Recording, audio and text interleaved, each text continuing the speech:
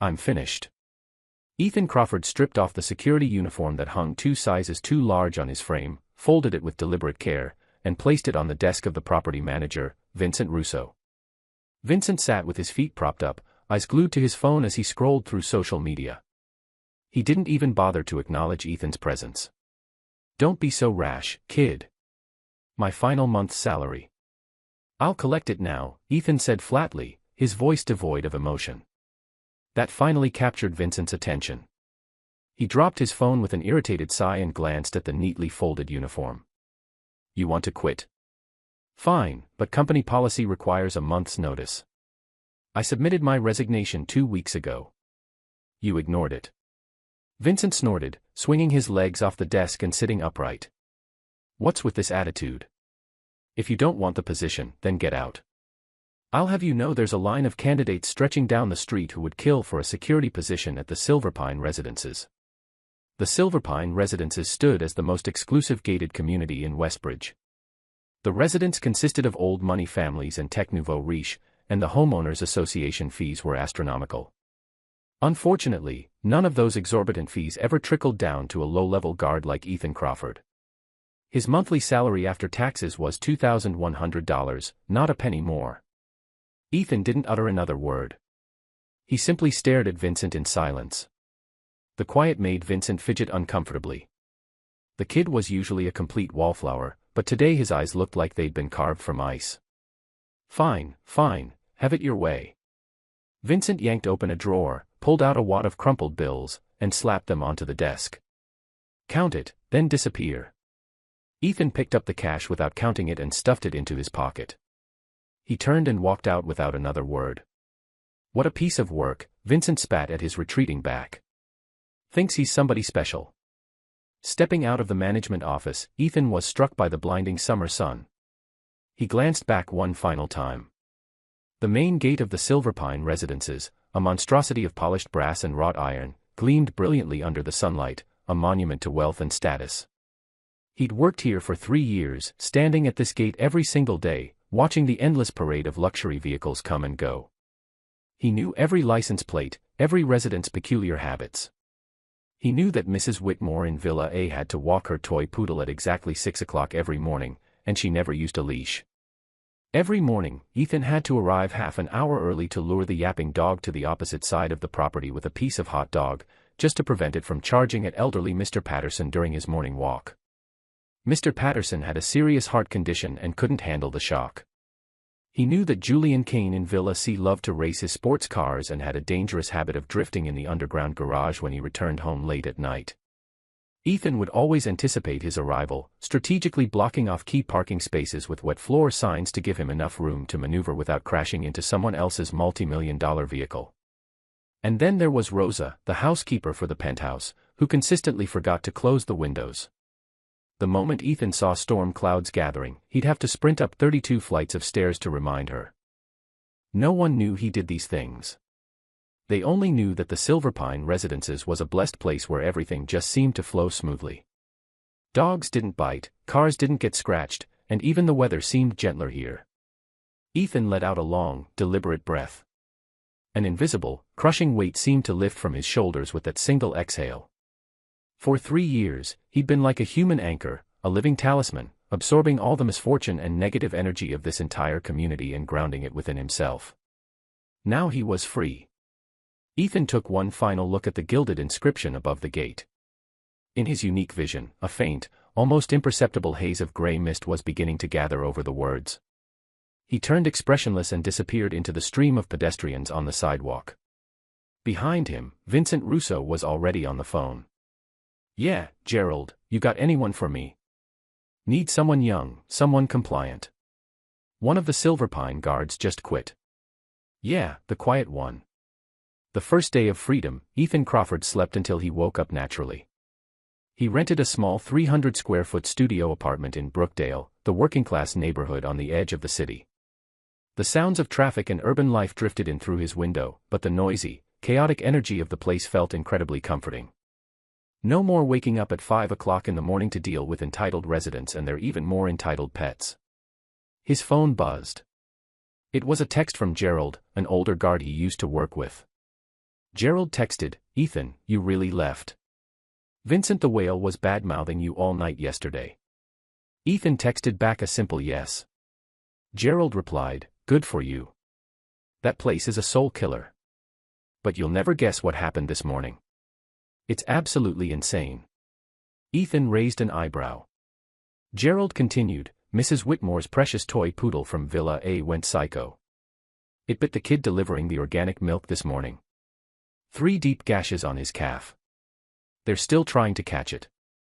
Ethan's fingers paused over his screen. Mrs. Whitmore's poodle, the same dog he'd fed so many hot dogs to that it was sleek and fat, the same dog that did nothing but wag its tail whenever it saw him. He remembered the last time he'd guided the dog away 3 days ago. He'd sensed the dog's anxiety was spiking, so he'd specifically told Mrs. Whitmore to keep it inside for a while. He had even sprinkled some powdered calming herbs, a folk remedy he'd learned from an old herbalist, into its water bowl. Looks like the herbs wore off and he, the human tranquilizer, was gone. Ethan turned off his phone without replying. It was all in the past. Everything that happened at the Silverpine residences had nothing to do with him anymore.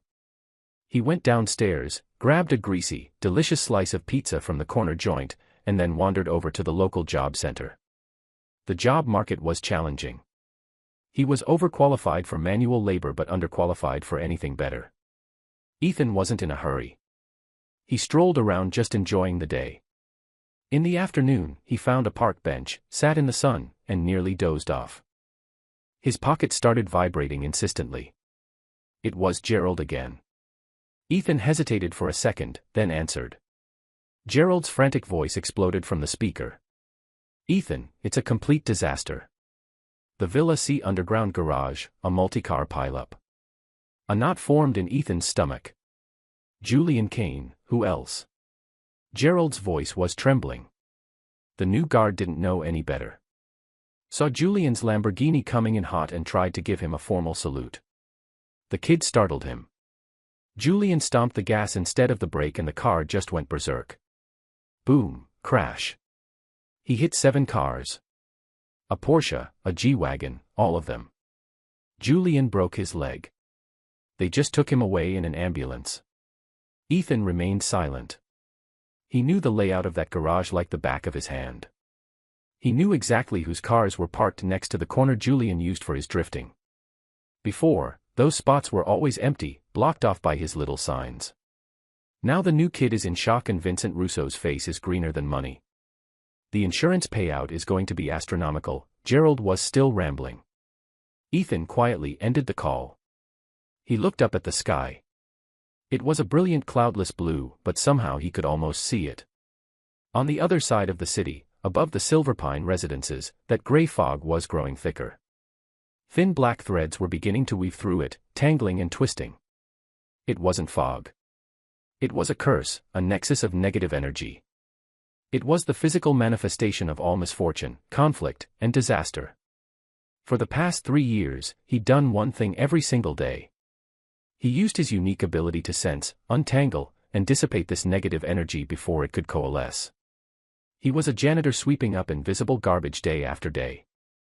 Now the janitor was gone, and the trash was starting to pile up and rot. Ethan stood up and brushed the dust from his pants. Time to find a bar and grab a beer. Today was a day worth celebrating. The next few days were blissfully quiet for Ethan. He completely cut off all contact with anyone from Silverpine and got a new phone number. The world fell silent. His mind cleared. The insomnia that had plagued him for years vanished and his appetite returned with a vengeance. He even started jogging in the mornings. One morning after his run, he was grabbing donuts and coffee at a deli downstairs. The conversation from 2 women at the next table drifted over. "Hey, did you hear about what's going on at the Silverpine residences? It's getting really spooky over there." "What happened?" "You know the place they call the luckiest spot in Westbridge? They're having major problems. A flower pot fell from a balcony and destroyed a car. Then one of the elevators just dropped 3 floors and trapped people inside. That's terrifying. Isn't their management supposed to be top-notch?" "Supposed to be. I heard the property manager is losing his mind. And get this, yesterday the big fountain in the central courtyard, a pipe burst and the water that sprayed out was red. "Oh my God, like blood." "That's what everyone's saying." The police came, investigated for hours, and said it was just rusty pipes. But who's ever seen rust that red? It looked like something out of a horror movie. A bunch of residents are so freaked out they're trying to move. Ethan silently sipped his coffee. Red. He remembered that fountain. It was the focal point of the entire property's energy, the eye of the storm so to speak. When he was there, on the 1st and 15th of every month, he would personally clean the basin and toss in 3 old silver coins his grandfather had given him. It wasn't superstition. It was because he could see that the energy there was the most unstable.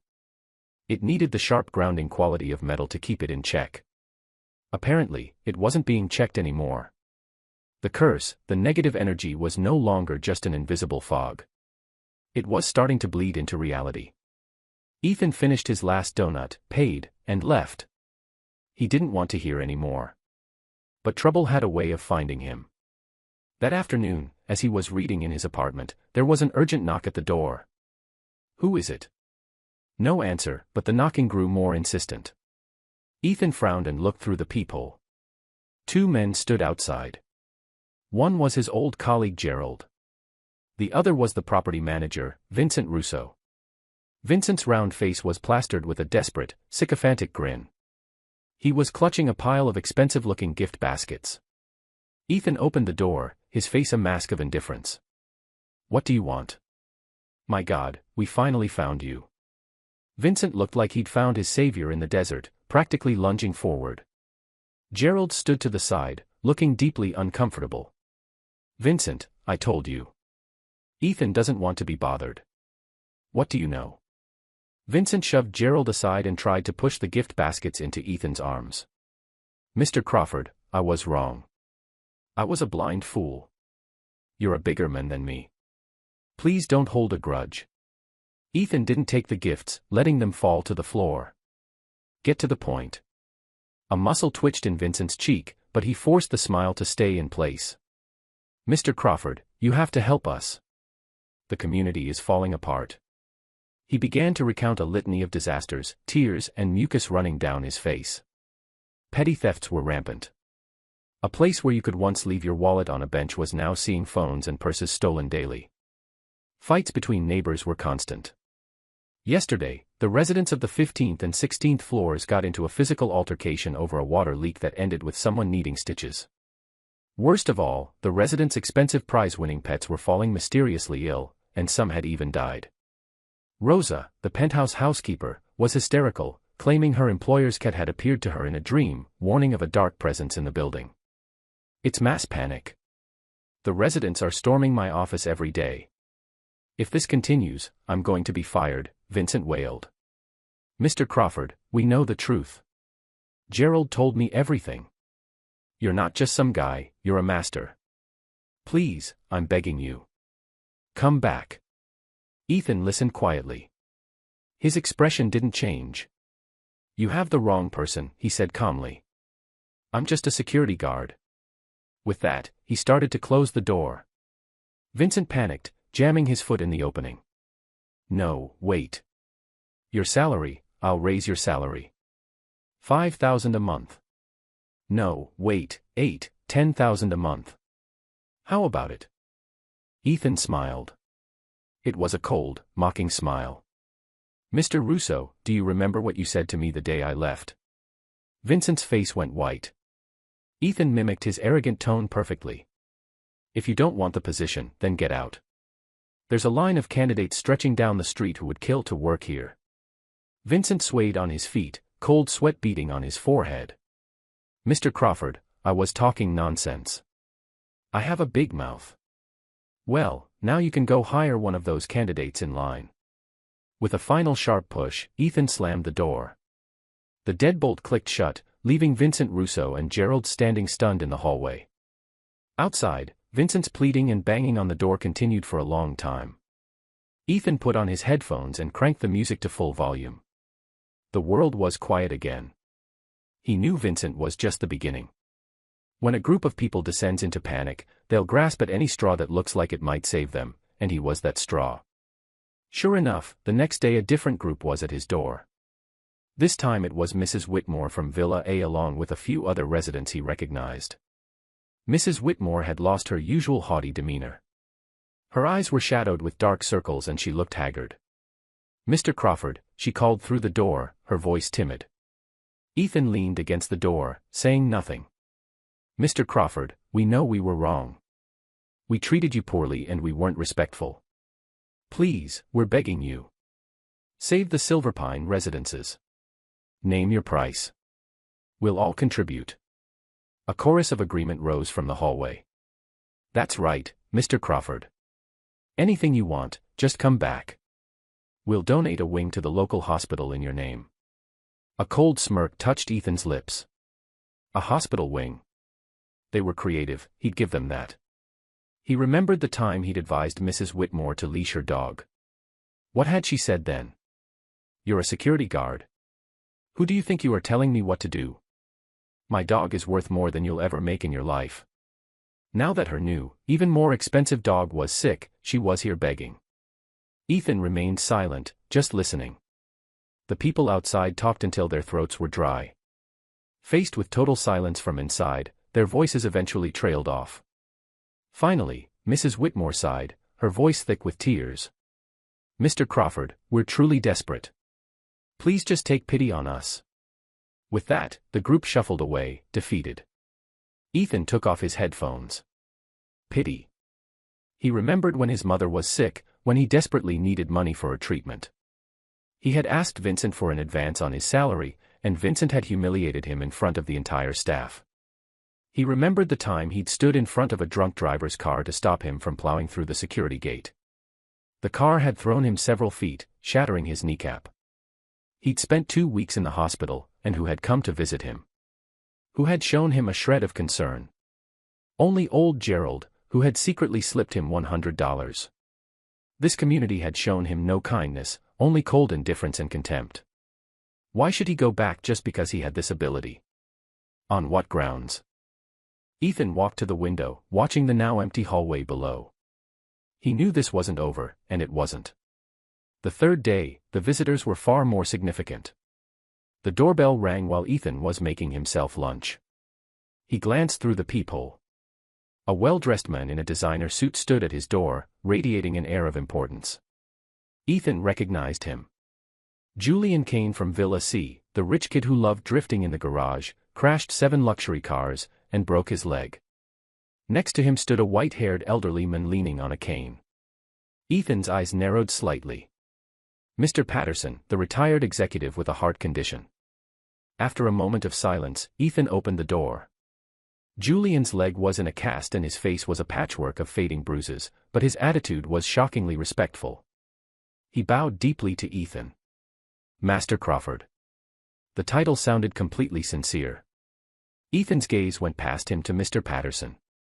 "Mr. Patterson, why are you here?" The elderly man sighed and patted Julian's shoulder. "Ethan, my boy, I came with this young man to apologize on his behalf." He gestured to Julian. "This knucklehead has caused you trouble in the past. Please don't hold it against him. He knows he was wrong." Julian nodded vigorously. "Yes, absolutely. Master Crawford, I was an idiot, a total blind fool. I'm begging you. Please forgive my ignorance." Ethan just looked at him. "Your leg, is it okay?" It's fine, just a scratch." Julian puffed out his chest. "I'd break my other leg if you'd just agree to come back." The words had a certain dramatic flair. Ethan remained noncommittal. Mr. Patterson took a step forward, his expression earnest. "Ethan, I know you have every right to be angry. The people at Silverpine, well, let's not talk about them, but the community isn't just made up of people like that. There are plenty of ordinary folks like me, old neighbors who've lived there for years. We built a life there. Now the place is in chaos. No one can sleep at night. My wife is so terrified her heart condition is acting up again. We're truly at our wits' end." Mr. Patterson's voice choked with emotion. "Ethan, please. This old man is asking you. I'm begging you." As he spoke, his frail body actually started to bend at the waist. Ethan moved in a flash, catching him by the arm. "Mr. Patterson, please don't do that." Holding the elderly man's thin, dry arm, Ethan felt the wall of ice around his heart finally begin to crack. He could ignore Vincent's greed, laugh at Mrs. Whitmore's hypocrisy, and coldly dismiss Julian's apology, but he couldn't say no to an elderly man who was genuinely and humbly asking for help. Ethan fell silent. Seeing his hesitation, a glimmer of hope appeared in Julian's eyes. He clenched his jaw as if making a momentous decision and pulled a sleek black credit card from his pocket. He presented it to Ethan with both hands. "Master Crawford, this is a small token of my sincerity. There's no limit.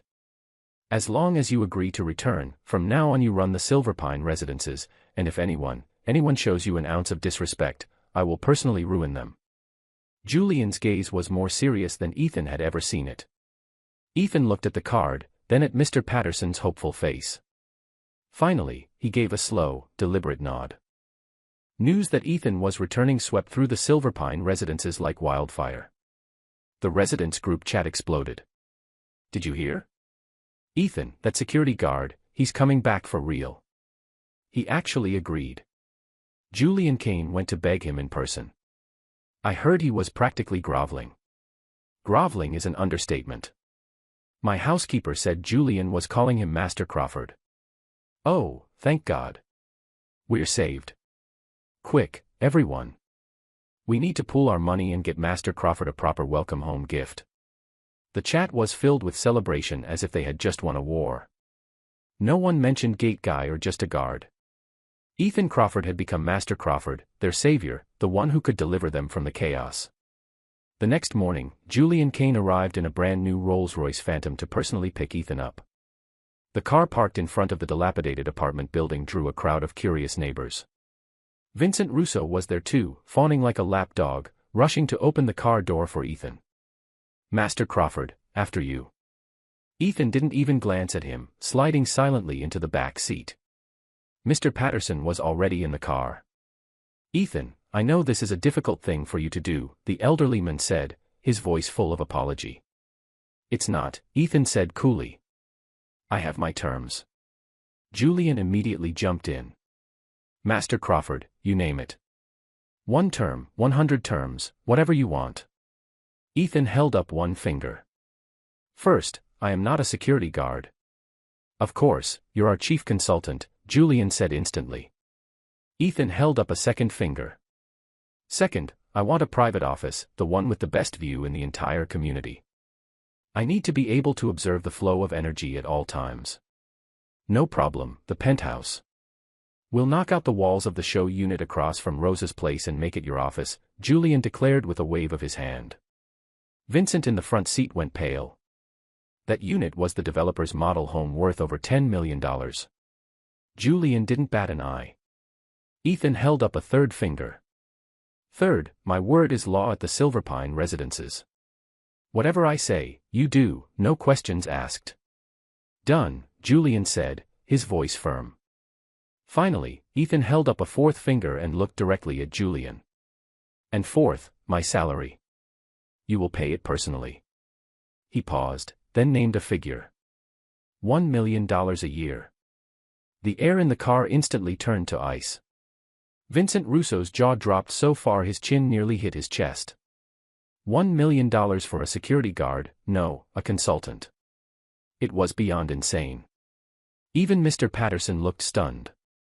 Only Julian, after a brief moment of shock, broke into a wide grin.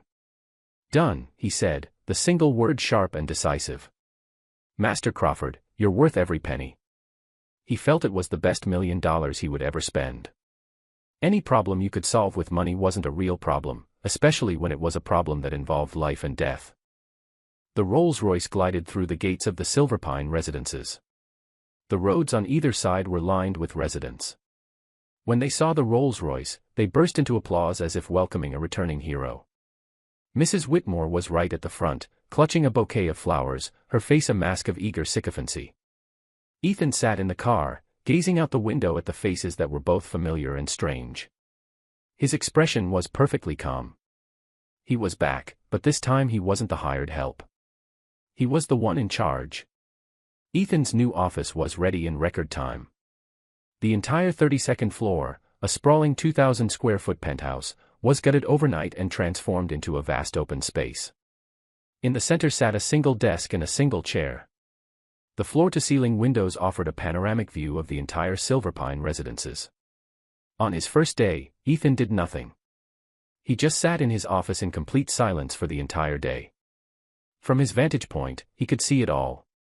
The gray-black miasma of negative energy hanging over the community was like a pot of boiling sludge, chaotic and thick. The energies of conflict, accidents, and sickness were tangled together, forming dozens of dangerous vortexes. He needed time to sort through it all again, but the people in the community couldn't wait. Vincent Russo clutched a file and hovered nervously at the office door, too afraid to enter. "Mr. Consultant." Ethan didn't turn around. "Speak." "Well, the resident in Building B Unit 1204 filed a complaint. Says the upstairs neighbor is chopping meat in the middle of the night and they can't sleep. We've tried to mediate several times, but the other party denies it. Now they're on the verge of a full-blown fight. I was wondering what you thought we should do." Ethan closed his eyes. A three-dimensional map of Building B appeared in his mind, Units 1204 and 1304. A faint but sharp thread of resentment, a resentful aura rose between the two households. "Stop the mediation," Ethan said, opening his eyes. "Tell the owner of 1304 to replace the U-bend pipe under his kitchen sink." Vincent was dumbfounded. "Huh? Replace the pipe? What does chopping meat have to do with plumbing? Just do it." Ethan's voice left no room for argument. Vincent scurried off to make the arrangements. Half an hour later, he ran back, his face a mask of pure astonishment. "It's a miracle, Mr. Consultant. You're a miracle worker.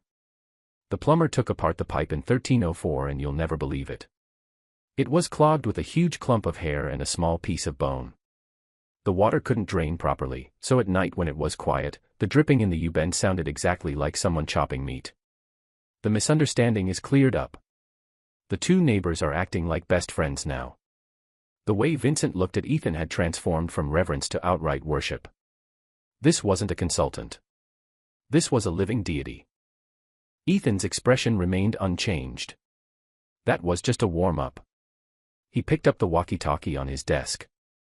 It was connected to every security and maintenance staff member on the property. "Attention, landscaping department." His voice echoed clear and crisp in everyone's earpiece. "The gnarled old oak tree by the entrance to Building A, cut it down. Also, those modern art sculptures in the central garden, the ones shipped in from Europe, have them all removed and thrown out. And finally, issue a notice to all top-floor residents. No red patio umbrellas are to be displayed on the balconies." The series of commands left everyone baffled. That oak tree had been planted when the community was first built. It was a landmark. The sculptures had cost a fortune and were the centerpiece of the property's aesthetic, and banning red umbrellas. What was the logic in that? The residents' group chat started buzzing again. "Is this Master Crawford for real? These orders are bizarre. Yeah, that oak is perfectly healthy. Why chop it down?" But this time, no one dared to object publicly. Julian Kane posted a single message in the chat. "Do as Master Crawford says. Anyone with a problem can come talk to me." That one sentence silenced all dissent. The property staff moved with unprecedented efficiency. That afternoon, the oak tree was felled and the sculptures were hauled away by a crane, and then another miracle occurred. At dusk, the sky suddenly filled with dark clouds and a fierce wind began to blow. A torrential downpour, a once-in-a-decade storm, descended without warning. The news reported widespread flooding across the city with mature trees being uprooted by the gale-force winds. But at the Silverpine residences, right where the gnarled oak tree used to be, the rain had washed away the soil to reveal a massive deep pit, and at the bottom of the pit lay a fulgurite, a fused rock formation created by a lightning strike nearly 3 feet in diameter. If the tree hadn't been cut down, that lightning bolt would have struck it with unimaginable consequences. As for the removed sculptures, one of them cracked open during transport. It was hollow inside and it contained a nest of highly venomous copperhead snakes. The entire community was thrown into a state of stunned silence. Everyone looked towards the single lit window on the 32nd floor, their hearts filled with nothing but profound awe. "Master Crawford," He was the real deal. Ethan's commands, like strokes of genius, instantly reversed the downward spiral of the Silverpine residences. A tangible sense of peace settled over the community. The accidents stopped, the arguments ceased, and even the sick pets began to miraculously recover. Ethan's reputation soared to legendary status. He spent his days in his office, occasionally issuing a directive or two over the walkie-talkie.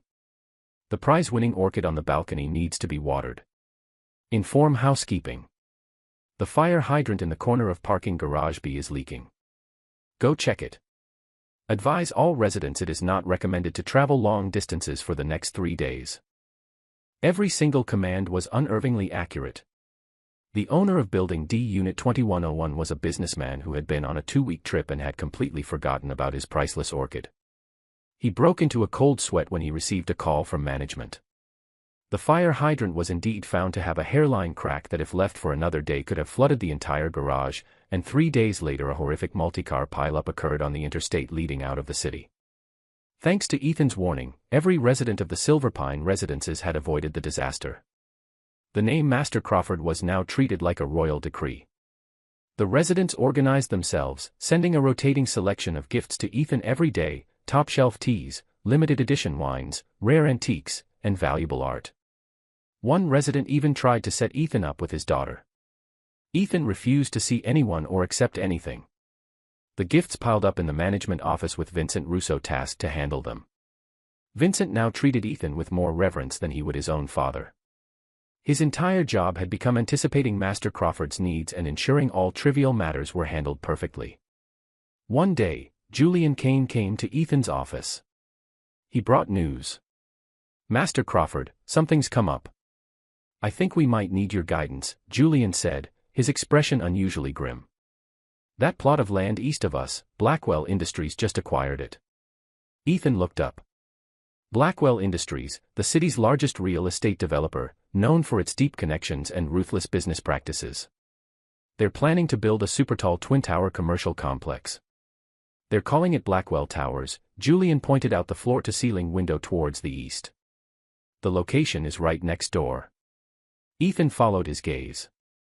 In his unique vision, the newly stabilized energy field of the Silverpine residences shimmered like a protective golden dome, but to the east a massive, predatory, and aggressive black energy was slowly taking shape. That black energy looked like 2 razor-sharp knives aimed directly at the heart of Silverpine. It was a classic blade formation. Once those 2 towers were built, the entire energetic balance of the Silverpine residences would be shattered. All the peace and good fortune they now enjoyed would vanish. In its place would be misfortune and disaster 100 times worse than before. "We tried to get that land," Julian said with a bitter smile. "My family's company fought Blackwell for 3 months, but we lost. Their methods were dirty. The architectural plans are already public. The groundbreaking ceremony is tomorrow. Master Crawford, is there anything we can do?" A hint of uncertainty laced Julian's voice. He knew Ethan was incredible, but this time their opponent was Blackwell Industries, a corporate behemoth. Could one person's power really stand against such a titan of capital? Ethan was silent for a long time. He stared at the gathering black energy outside the window, his gaze deeper and more intense than ever before. He could just walk away. What happened to Silverpine wasn't his problem. He had his money. He could leave this troubled place at any moment. But he glanced at a pot of clivia flowers in the corner of his office, a gift from Mr. Patterson. Its leaves were thick and a vibrant, healthy green. He thought of Mr. Patterson's earnest face. He thought of old Gerald slipping him that $100. He thought of the fact that not everyone in this community was a monster. Ethan slowly rose to his feet. The groundbreaking ceremony, what time? Julian's spirits lifted. Tomorrow, 9 o'clock in the morning. Ethan walked to the window and clasped his hands behind his back. Let them build, but he paused, a subtle, almost invisible smile playing on his lips. They won't be opening any doors. The groundbreaking ceremony for Blackwell Towers was a grand affair. Banners flapped in the wind and a hired band played celebratory music. City officials and business leaders were all in attendance. The CEO of Blackwell Industries, Dominic Harlow, a man in his 50s with a perpetually flushed, confident face, stood at the podium beaming. I hereby declare the Blackwell Towers project officially underway. At his command, dozens of excavators and bulldozers roared to life in a deafening chorus. The residents of the Silverpine residences watched from behind their community walls, their faces etched with worry. Julian Kane stood beside Ethan, his expression grim. "Master Crawford, are we really just going to watch?" Ethan looked perfectly calm, idly rolling 3 old worn silver coins in his hand. "What's the rush?" he said softly. "Just wait." At that very moment, disaster struck. The track on one of the operating excavators suddenly snapped. The massive mechanical arm swung out of control, careening sideways. Crash! With a deafening boom, the arm slammed into the corner of the newly erected main stage. The steel frame buckled and decorative balloons scattered. The officials and VIPs on stage screamed, scrambling and falling over each other to get away as the structure collapsed. The scene devolved into chaos.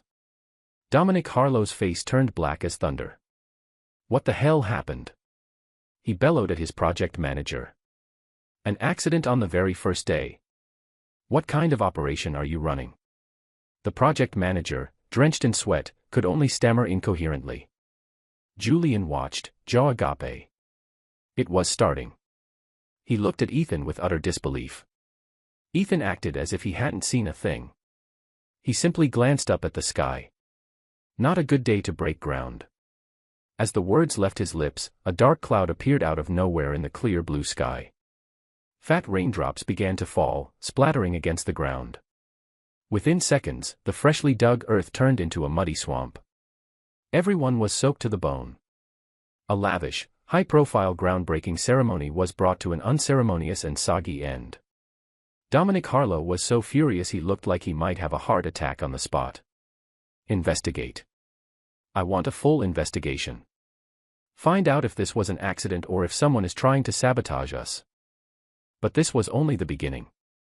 In the days that followed, the Blackwell Towers construction site became a magnet for misfortune. Day 1, rats chewed through the main power cable, causing a total blackout. Day 2, a brand new shipment of scaffolding inexplicably fell apart during transport, arriving as a pile of twisted metal. Day 3, the entire construction crew came down with food poisoning and had to be hospitalized. Day 4, a feng shui master hired to assess the site was hit square on the head by a falling bird dropping, which caused him to faint from the shock and indignity. Rumors began to fly. The land was cursed. It used to be a graveyard filled with restless spirits.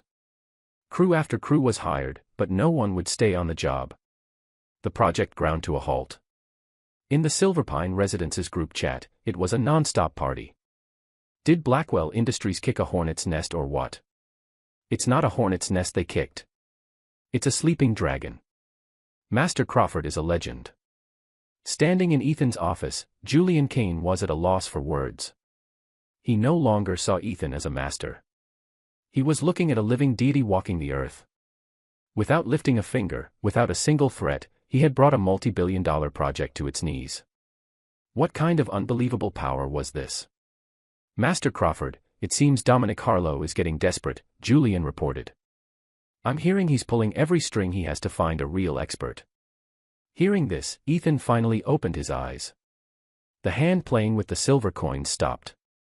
Oh, the best he'll be able to find are a few old-timers from overseas. Ethan's tone was laced with disdain. Good. Saves me the trouble of hunting them down one by one. Let them come, all of them. Dominic Harlow was on the verge of a nervous breakdown. He lost 20 pounds in 2 weeks.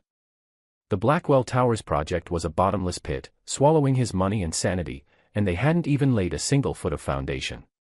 He had hired every master he could find, exorcists, spiritualists, feng shui consultants.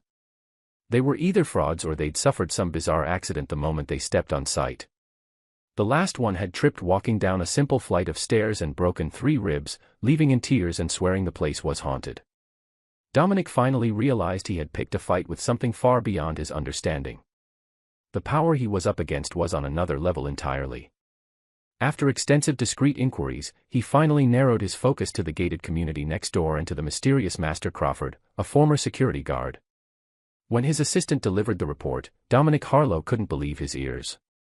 Are you telling me that the person who has turned my life into a living hell is a former security guard from the Silverpine residences? It's the absolute truth, sir, his assistant replied, trembling. This Ethan Crawford, he's bad news. When he quit his job, the community was plagued by strange incidents. The moment he returned, everything went back to normal, and our troubles began the very day he went back. Dominic paced his office, his expression stormy. He'd been in business for decades and had seen his share of strange things, but he refused to believe that one man could stand against the overwhelming force of capital. I don't believe in this nonsense, Dominic slammed his hand on the desk. Get me a flight to Singapore. I want you to hire Masterson of the Celestial Path School. Let's see just how powerful this Ethan Crawford really is. The Celestial Path School and its leader, Master Shen, a titan in the world of feng shui, a living legend in Singapore. It was said his words could determine the rise or fall of a family dynasty. His gaze could predict the fate of a corporation. Countless tycoons had paid fortunes just for a single consultation. 3 days later, a private jet landed at the city's executive airport. An 80-year-old man in a traditional silk jacket with the dignified air of an ancient sage descended the stairs to be greeted personally by Dominic Harlow. It was Master Shen. Mr. Harlow, such ceremony is unnecessary, Master Shen said, his voice surprisingly robust. Master Shen, your presence alone puts my mind at ease, Dominic replied, his posture deeply deferential. The convoy of black cars didn't go to the construction site. They drove directly to the main gate of the Silverpine residences. Master Shen stepped out of the car and looked up at the community's entrance. Instantly, his expression changed. He let out a soft sound of surprise and pulled a small, ornate compass from his sleeve. The needle of the compass was spinning wildly, unable to lock onto a direction. Such powerful energy. Master Shen's eyes narrowed, his demeanor turning serious. This place, someone has established a returning dragon formation here. It's channeling the latent dragon energy of the entire region to a single point. No wonder your project is cursed. Master Shen muttered to himself. A blade formation versus a returning dragon formation. This is an unstoppable force meeting an immovable object. The one who created this formation is a master of the highest order. Dominic didn't understand the esoteric jargon, but he understood the gist. His opponent was terrifyingly powerful. Master Shen, is there a way to break it? He asked nervously. Master Shen put away his compass and stroked his wispy goatee. Break the formation? No. He shook his head, a glint of excitement in his eyes.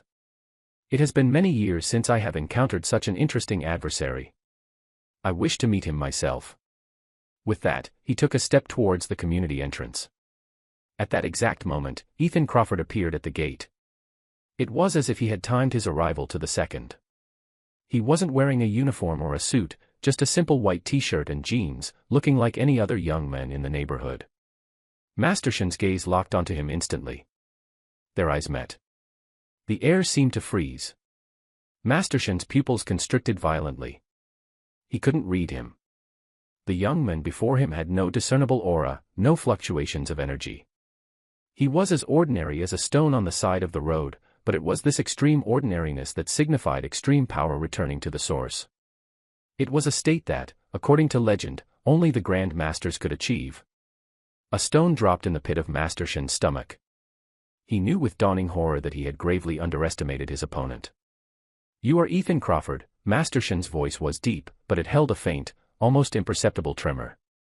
Ethan nodded. His gaze passed over Master Shen and landed on Dominic Harlow standing behind him. Blackwell Industries boss, Ethan said calmly, as if identifying a stranger in a crowd. Dominic forced a stiff smile. Mr. Crawford, I've heard so much about you. He extended his hand, but Ethan didn't move to take it. The offered handshake hung awkwardly in the air before Dominic withdrew it, his face burning. You caused a lot of noise next door, Ethan remarked, tone indifferent. Dominic cleared his throat. Mr. Crawford. Master Crawford. I am a businessman. I don't understand these unseen matters. I only know that since we started working on that land, everything has gone wrong. My company is hemorrhaging money. My partners are losing faith. If this continues, Blackwell Industries will suffer irreparable damage. And you came to blame me? Ethan asked. Dominic shook his head hastily. No, not blame. I'm here to resolve this. I may not believe in all of this, but I believe in results. Everyone I've hired has failed. Only one name keeps coming up. Yours. So I came to negotiate. Masterson studied Ethan quietly, the lines on his aged face tightening with a mixture of respect and caution. Mr. Crawford, the formation here is extraordinary. It is no simple ward. It is a full returning dragon array, drawing fortune and stabilizing destiny for this entire community, Masterson said slowly. To pit a blade formation of twin towers against this, is to declare war on a dragon. Dominic's eyes twitched. Masterson, are you saying I'm doomed? I am saying, Masterson replied, that you chose to build your sword directly at the dragon's heart. There is always a price for that. Dominic swallowed hard, then turned to Ethan. Mr. Crawford, what do you want? Name your conditions. I'm not unreasonable. You're protecting them, he gestured toward Silverpine's interior, but you have to know, if I fall, so will thousands of my employees. Their families depend on this project. Surely that matters too. A ripple passed through Ethan's gaze, but his expression remained flat. You chose that land for one reason, Ethan said. It wasn't because it was the only plot available. It was because its position would let you cut the wind and siphon the prosperity of Silverpine into your own project. You saw an opportunity to bleed this place dry. Dominic stiffened. It's just business. Business, Ethan repeated softly. Right. Business. Masterson stepped in, folding his hands behind his back. Mr. Crawford, if I may speak frankly, he said. You and I walk the same path, even if our methods differ. You must know, to sustain a returning dragon formation against a blade formation of that scale will wear on you. Day after day, year after year. Are you truly willing to bear that alone? A faint smile touched Ethan's lips. I've been bearing things alone for a long time, Masterson. This is nothing new. Masterson's eyes flickered with something like admiration. Then allow me to make a proposal, Masterson said. We alter, not break. Soften, not shatter. Dominic frowned. Meaning what? Meaning, Masterson replied, we can redirect. Lower the tower's height, adjust their angle, change certain structural lines so that they no longer stab directly at Silverpine. They can still stand, still generate profit, but they will no longer carve away this community's lifeblood. It will not be as lucrative as your original plan, but it will be safe. Dominic's face darkened. Lower the towers. Adjust the design. Do you have any idea how much I've already invested? Redesign, new permits, delays. Or, Ethan interrupted, you can continue as you are. And watch as everything that can go wrong, does. Every loan, every partnership, every hidden weakness in your company's foundation will be dragged into the light. Your choice. The words were spoken quietly, but they landed like hammer blows. Silence fell at the gate.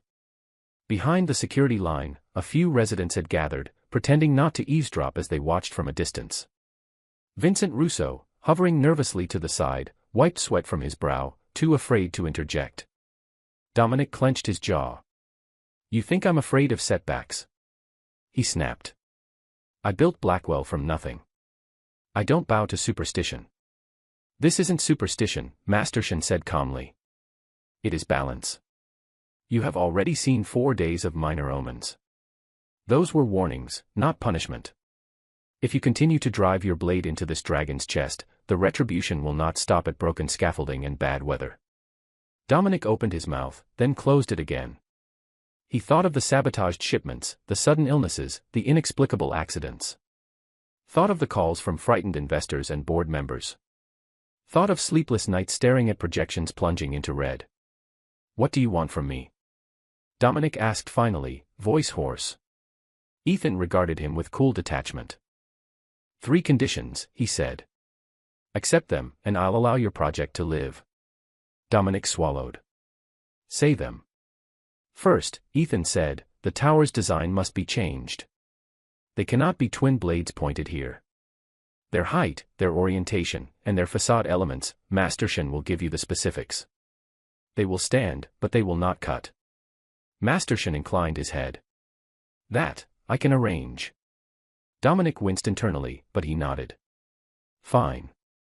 Second, Ethan continued, you will fund extensive structural and safety upgrades for every building in Silverpine. I want full seismic reinforcement, electrical overhauls, fire systems modernized, and every hidden danger removed. You chose this place as your target. You will now become its shield. Dominic's eyes widened. Do you have any idea how much that will cost? Ethan met his gaze. A fraction of what you stand to lose if your company collapses. Dominic's hands curled into fists, then slowly relaxed. Continue. Third, Ethan said, you will set up a long-term community fund, managed independently, not by you, not by Vincent, not by anyone who answers to Blackwell. It will support workers injured on construction sites, families in crisis, and the elderly here who cannot afford proper care. Every year, a fixed portion of your project's profits will flow into that fund. Permanently. Dominic stared at him. You're bleeding me dry.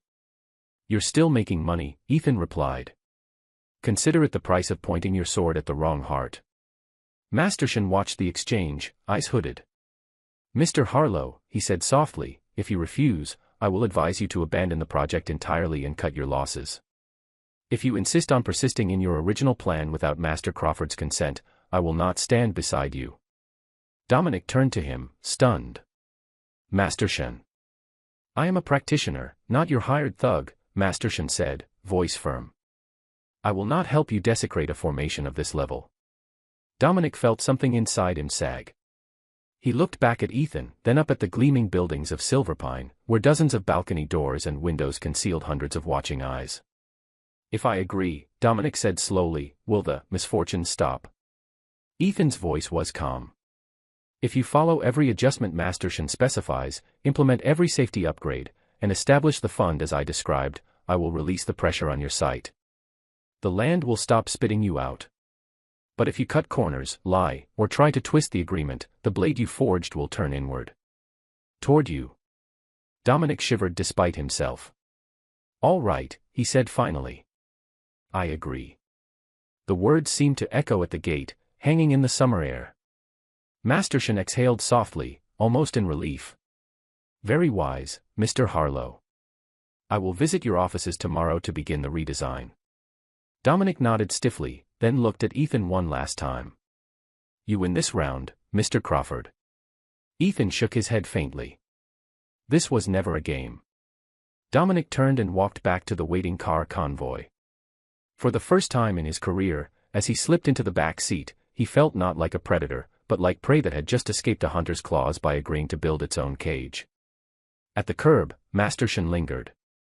Mr. Crawford, he said, may I ask you something? Ethan regarded him with mild curiosity. Ask. When did you first see it? Masterson asked quietly. The currents behind people, the threads of misfortune and luck. Ethan thought for a moment. As a child, he said. When my mother was sick. I learned very quickly that hospitals weren't just buildings. Some rooms swallowed hope. Some corridors hummed with life clinging on. I followed the brighter places, and she survived longer than the doctors expected. Masterson's old eyes softened. You carry a heavy burden.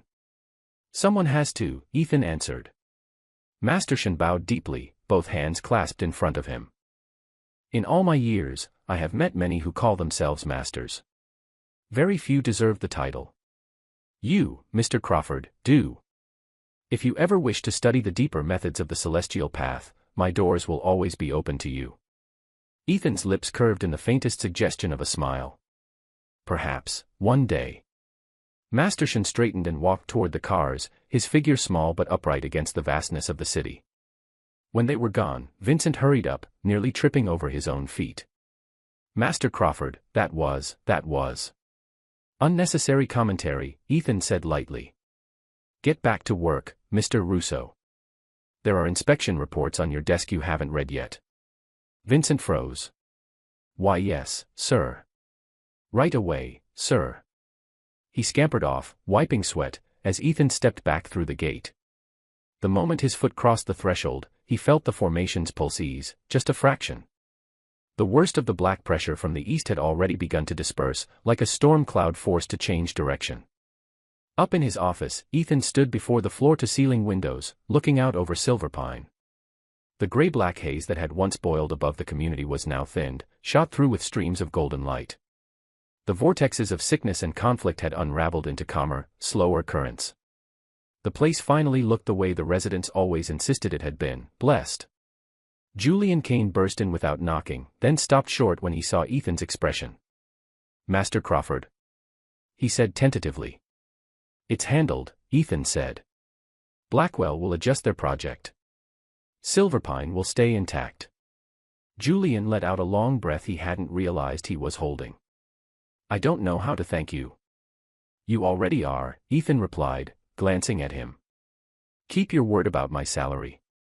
Keep people off my back. And when I say something needs to be done, you do it. That's enough." Julian nodded fervently. "Done. Always." He hesitated, then added, "Master Crawford, do you ever rest?" Ethan looked out over the glittering rooftops and manicured courtyards. "This is what passes for rest," he said dryly. "At least now, the garbage isn't piled quite so high." Julian didn't entirely understand, but he sensed that pushing further would cross a line. He bowed respectfully. "If you need anything, ever, call me." When Julian left, the office fell silent. The late afternoon sun cast long rays across the polished floor, turning dust motes into drifting sparks. Ethan walked to the far corner, where the pot of clivia still sat. Its leaves glowed a rich, glossy green. He knelt slightly, adjusting the angle of the pot by a few degrees so it caught more light from the west. "You can relax now, Mr. Patterson," he murmured under his breath, as if the old man could somehow hear him from across the complex. "The dragon isn't going anywhere." Down below, in the shaded courtyard, an elderly couple walked slowly along the path, arm in arm. The man paused, pressing a hand briefly to his chest, then smiled in quiet amazement as the tightness eased. His wife asked if he was all right, and he nodded, eyes damp, saying he felt lighter than he had in years. On another balcony, Rosa scolded herself as she double-checked every window latch before leaving for the day, a new habit she didn't fully understand but could no longer ignore. In Building D, the businessman with the orchid set a proper watering schedule on his phone, jolted into a newfound respect for fragile things that depended on him. Life in Silverpine gradually settled into a new rhythm. The residents still argued, gossiped, and flaunted their wealth, but the undercurrent of dread that had seeped into every hallway faded away. Dogs barked without biting. Elevators creaked without falling. Storms passed overhead without choosing their homes as targets. They told each other, over wine and dinner, that of course the chaos had just been a run of bad luck. Management had improved. Security had tightened. The city was unpredictable, that was all. But every so often, late at night, someone would glance up at the 32nd floor and see a single light still burning in the penthouse office. They would feel, without knowing why, an urge to close their balcony door, to blow out a candle before falling asleep, to message a friend and apologize for some stupid argument before it festered. And far above them, Ethan Crawford would stand at the glass, watching the invisible currents twist and flow, his eyes reflecting not the glitter of wealth below, but the shifting, endless dance of fortune and fate. He was no longer just the man at the gate. He was the unseen guardian of a dragon's lair, the quiet master whose name people whispered with awe and fear. And as the city around them grew, hungry and restless, Ethan knew one thing for certain. This was only the beginning.